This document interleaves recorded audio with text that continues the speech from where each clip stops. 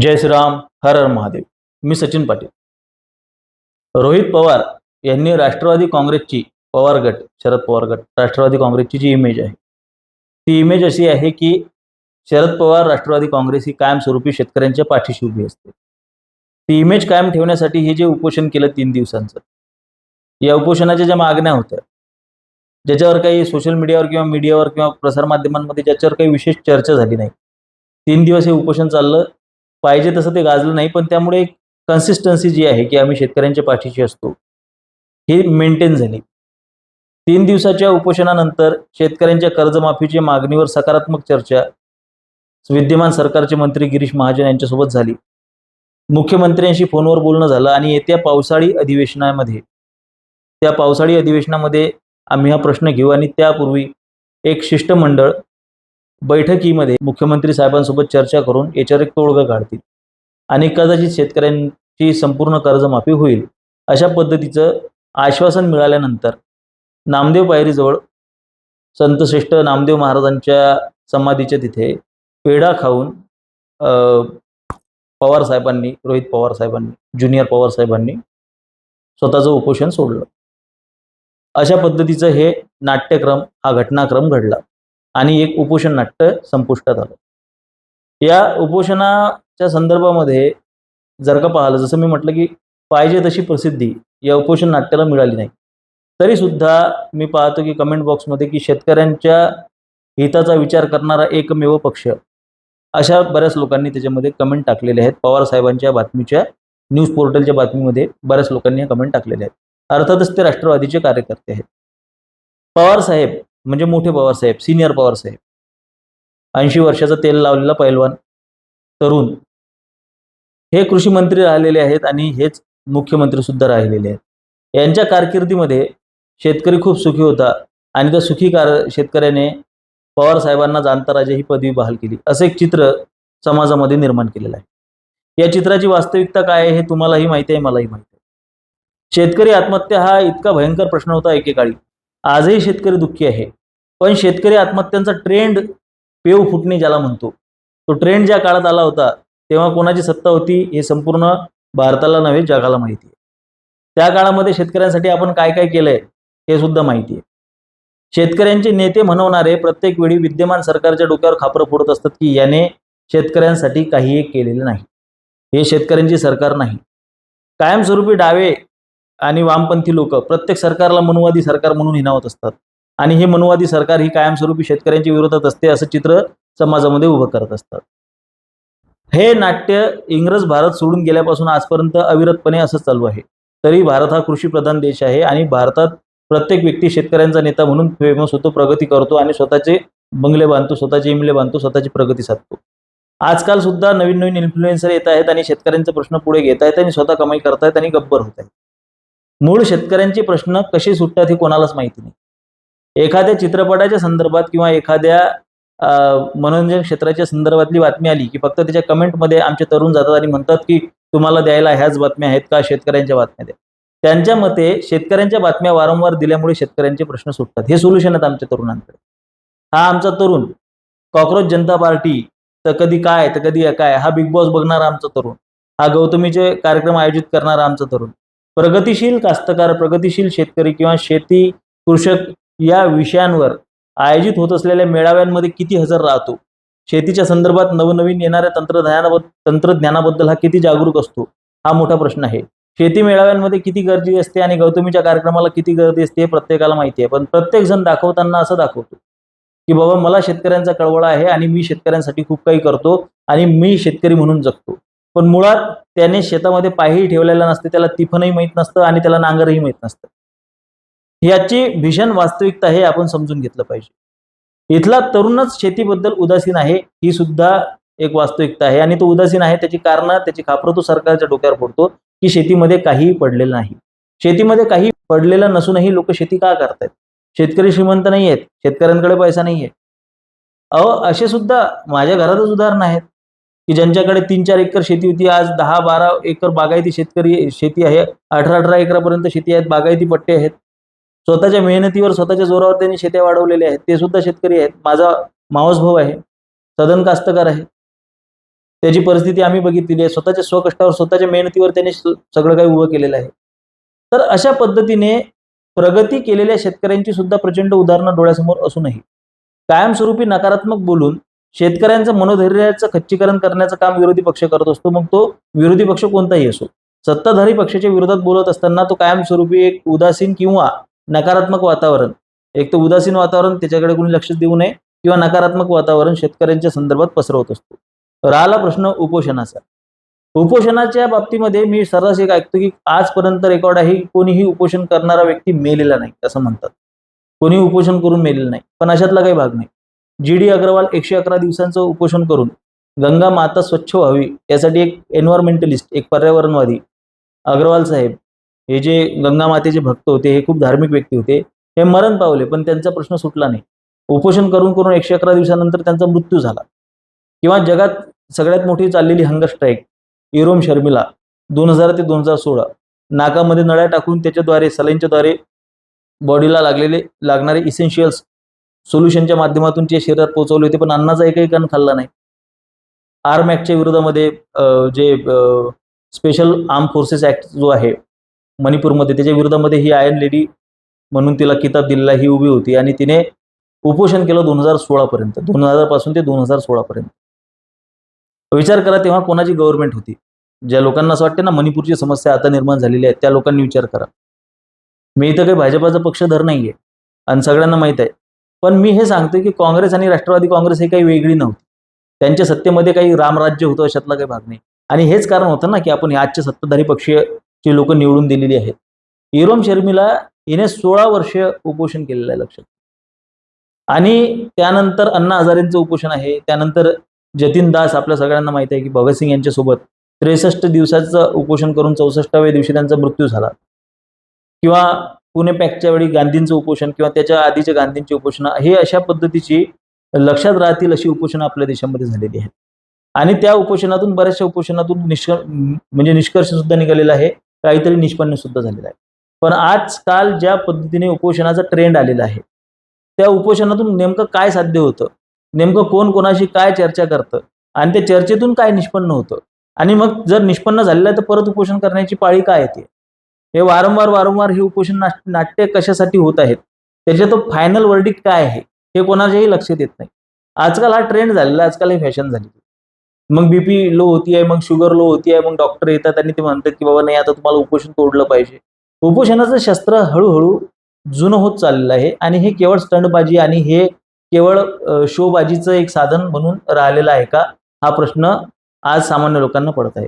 काही दिवसानंतर उपोषणाच्या बाबतीत जनता इतकी उदासीन होऊन जाणार की आज जेवढी गर्दी असते तेवढी गर्दी सुद्धा कुठल्याही उपोषणाला राहणार नाही. आजकाल उपोषणाची मर्यादा सुद्धा, पिरियड सुद्धा कमी होत चाललेला आहे आणि उपोषणाच्या ठिकाणी होत असलेली गर्दी सुद्धा कमी होत चाललेली आहे. लोकांना इन्स्टंट रिझल्ट पाहिजेत, लोकांना फास्ट रिझल्ट पाहिजेत, लोकांना काहीतरी क्रांतीसारखं पाहिजे, लोकांना काहीतरी परफेक्ट सोल्युशन्स पाहिजेत.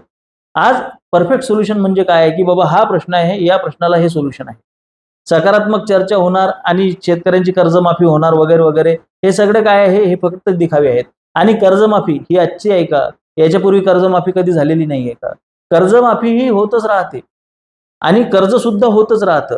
कर्ज आणि कर्जाची कर्जमाफी हे शेतकऱ्यांच्या प्रश्नांवर सोल्युशन आहे का? शेतकऱ्यांच्या प्रश्नावर जर का काही परमनंट सोल्युशन असेल तर तो असतो शेतमालाला भाव. त्याला जी लागत लागती आहे, त्याला जेवढा खर्च येतोय त्या खर्चाच्या तुलनेमध्ये त्या पिकाला हमीभाव मिळाला पाहिजे, हे शेतकऱ्याची पहिली मागणी असली पाहिजे. आणि त्याला कर्ज काढण्याची पाळीच येऊ नये. तो जर का अन्नदाता आहे तर त्याला कर्ज देण्यासाठी त्याला प्रवृत्त केलं पाहिजे, त्याने रोजगार निर्मितीसाठी त्याला प्रवृत्त केलं पाहिजे. शेतीच्या संदर्भात जर का आपण प्रश्न पाहिले तर हजार प्रश्न आहेत. त्याच्यातल्या काही प्रश्नांवर तुम्ही बोलू सुद्धा शकत नाही.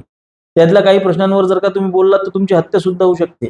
इतक्यापर्यंत ते प्रश्न गंभीर आहेत. उदाहरण द्यायचं झालं तर एखाद्या शेतकऱ्याला तुम्ही जर का प्रामाणिकपणे विचारला आज रोजी की का रे बाबा शेती करण्यासाठी सगळ्यात मोठी समस्या आज रोजी काय आहे, बी बियाणं महाग झालेलं आहे, खतं महाग झालेली आहेत, त्या तुलनेत शेतीच्या मालाला भाव नाही, हा जो त्याचा प्रश्न आहे त्याही पेक्षा मोठा प्रश्न तो पहिले मांडतो आणि तो मांडून तो गप्प राहतो, कारण की त्याला माहिती त्याच्यावर सोल्युशन नाही. शेतीला मजूर नाहीये आपल्याकडे.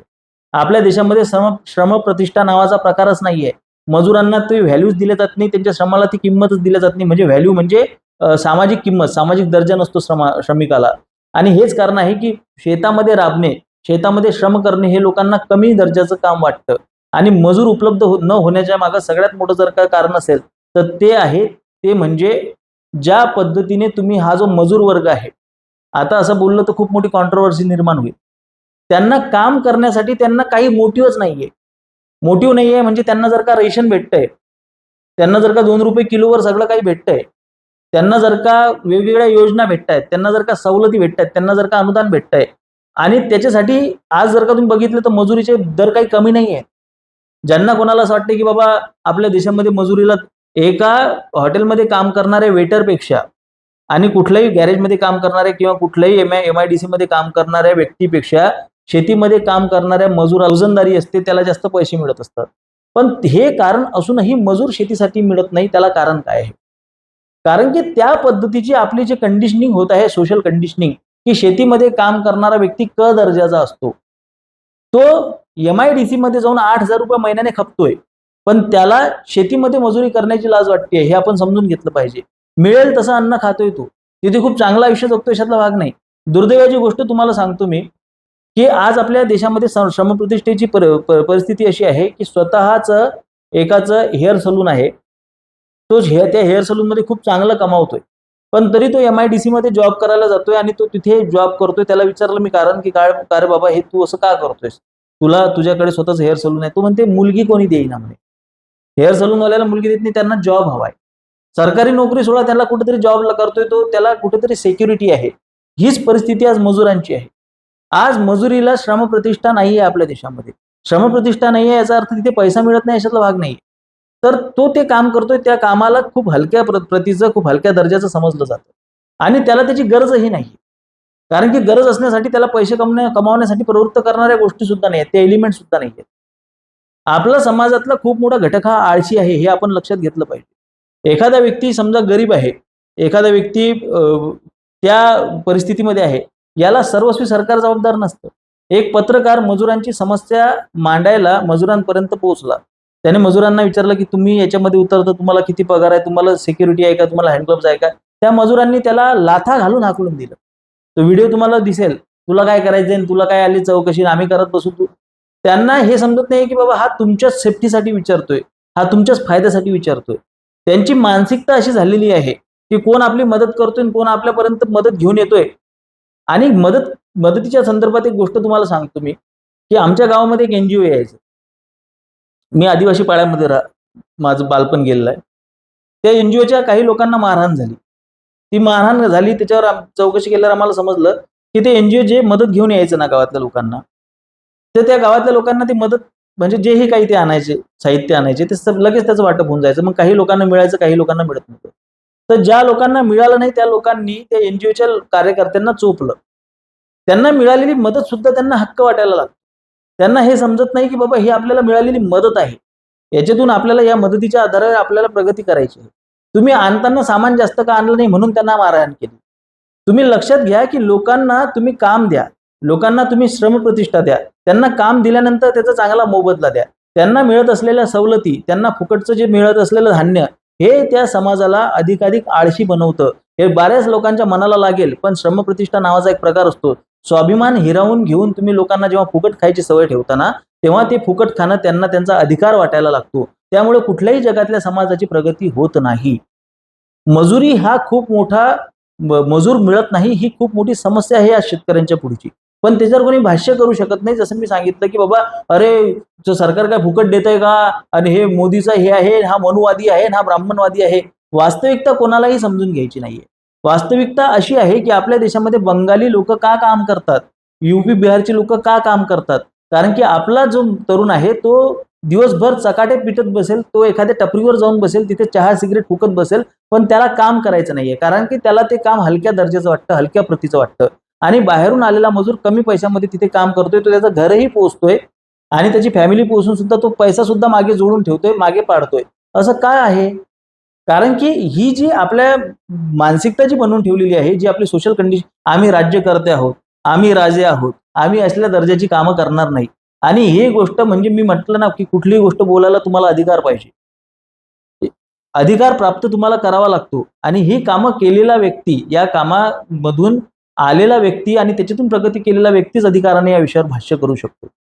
म्हणून मी अधिकारवाणीनं सांगतोय की तुम्हाला मिळेल ते काम करा. मिळेल ते काम केल्यानंतर ती श्रमप्रतिष्ठा निर्माण होईल. तुम्ही जे काम करताय कोणतंही काम हलक्या दर्जाचं नसतं. त्याच्यासाठी तुम्हाला मोबदला मागता आला पाहिजे, स्वतःचा हक्क मागता आला पाहिजे. सरकारी योजनांवर अवलंबून राहून आणि त्या फुकटच्या राशनावर अवलंबून राहून आणि सरकारने या योजनांच्या नावाखाली लोकांच्या तोंडामध्ये ती स्पून फिडिंग करण्याची सवय त्यांना पाडल्यामुळे खूप मोठ्या समस्या समाजामध्ये निर्माण झालेल्या आहेत. ही गोष्ट पहिली. दुसरी गोष्ट म्हणजे जे ही आंदोलनं व्हायला हवेत ती आंदोलनं शेतमालाच्या भावासाठी व्हायला हवीत. ती आंदोलनं व्हायला हवीत की खतांचे भाव कमी झाले पाहिजेत, बी बियाण्यांचे भाव कमी झाले पाहिजेत यासाठी व्हायला हवी. पण वेळेवर कुठल्या तरी वेगळ्या विषयावर पर्टिक्युलरली या पीक विम्याच्या संदर्भात किंवा मग शेतीच्या कर्जाच्या संदर्भात आणि कर्जमाफीच्या संदर्भातच नेमकी सगळी आंदोलनं का होतात? जे खरोखर मुद्दे आहेत, ज्या मुद्द्यांवर खरोखर भांडलं गेलं पाहिजे की शेतकऱ्यांनी स्वतःचाच माल स्वतः त्यांना विकण्याची त्यांना परवानगी असली पाहिजे, फेडरेशनचे नियम बदलले पाहिजेत आणि याच्यासाठीच तो शेतकऱ्यांच्या फायद्याचा एक कायदा मोदी सरकारने आणण्याचा प्रयत्न केला होता, ज्याच्या विरोधामध्ये खलिस्तानी आंदोलन झालं, ज्याला शेतकऱ्यांचं आंदोलन म्हणून तुम्ही प्रोजेक्ट केलं.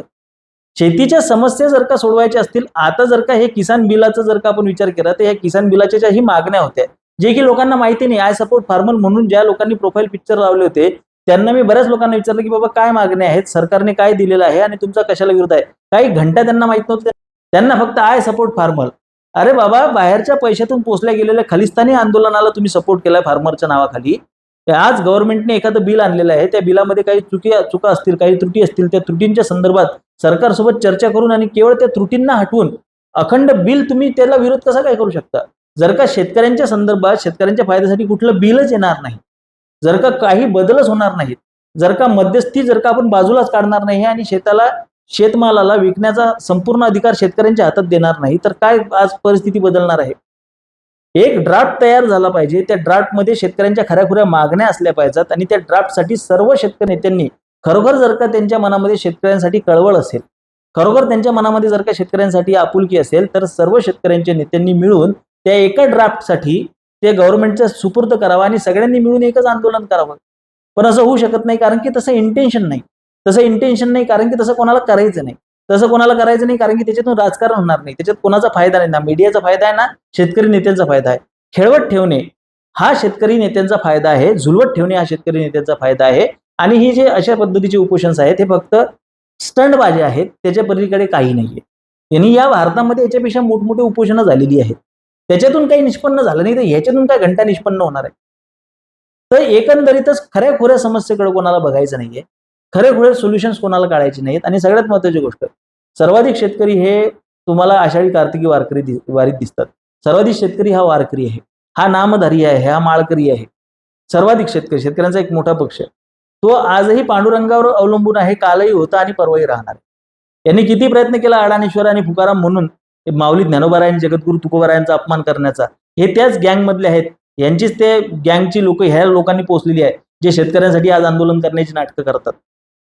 तर या माऊली ज्ञानोबा जगद्गुरु तुकोबांच्या भरवशावर या महाराष्ट्रातला शेतकरी चालतोय. हे सगळ्यांनी गोष्ट खुणगाट बांधून घ्या. तुम्ही किती नास्तिकतेचे ढोल बळवले तरी सुद्धा तो पांडुरंग आहे आणि म्हणून आजचा शेतकरी जिवंत आहे. त्याच्यावरच विश्वास ठेवून हा शेतकरी चालतोय आणि त्यालाच ते काय समर्पित तुलाच अर्पण या भावनेतून श्रीकृष्णार्पण मस्तू म्हणत हा शेतकरी काम करतोय आणि म्हणूनच हा जगाचा पोशिंदा म्हणून ओळखला जातोय. माझे विचार पटत असतील तर सहकार्य असू द्या. धन्यवाद. जय श्रीराम. हर हर महादेव.